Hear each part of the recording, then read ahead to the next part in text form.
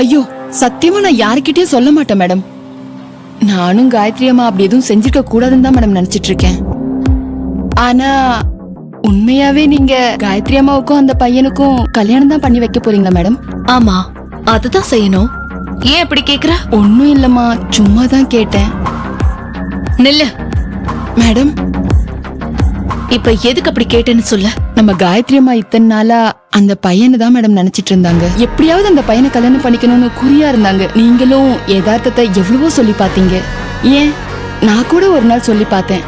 ஆனா காயத்ரி அம்மா ரொம்ப பிடிவாதமா இருந்தாங்க.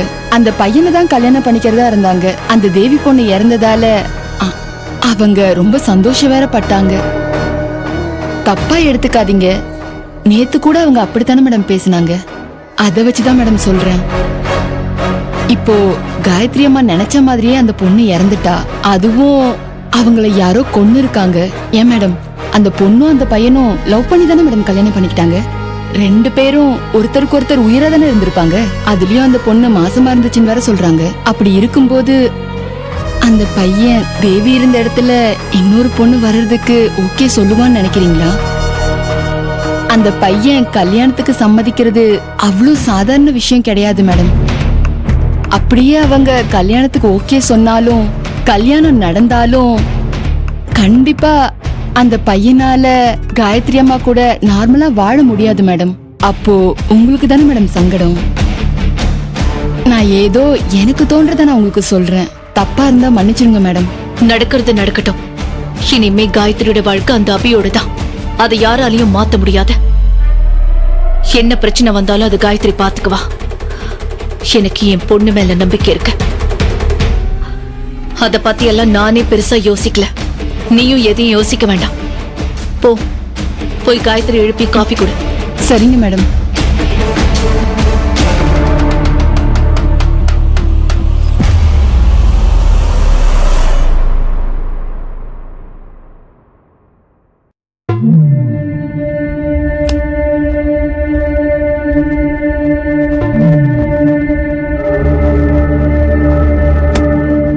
காயத்ரி அம்மா,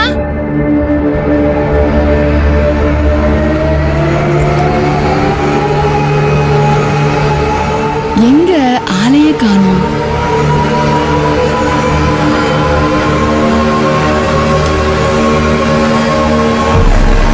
காயத்ரி அம்மா, காயத்ரி அம்மா, காயத்ரி அம்மா,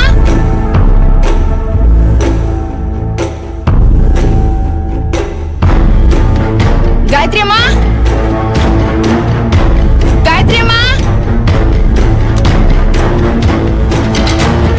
காயத்ரி அம்மா.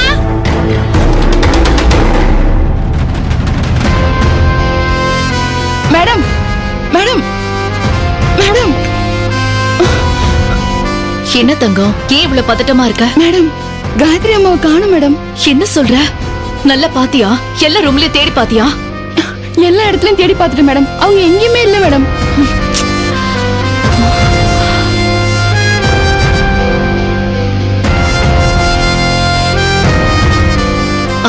தங்கம், வெளியில அவளோட கார் இருக்கான்னு போய் பாரு. போ.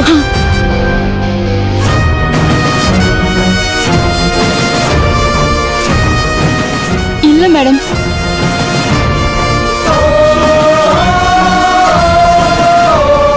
அப்போ கண்டிப்பா அவ அந்த வீட்டுக்கு தான் போயிருப்பா.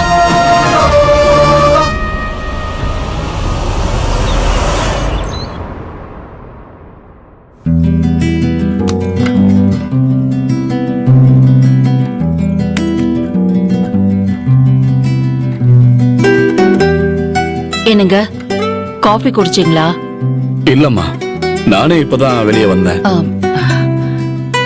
இன்னும் சத்யா எந்திரிக்கல போல இருக்கு. தேவி இருந்திருந்தா இந்நேரம் ரூமுக்கே வந்து காஃபி எடுத்துட்டு வந்து கொடுத்திருப்பா.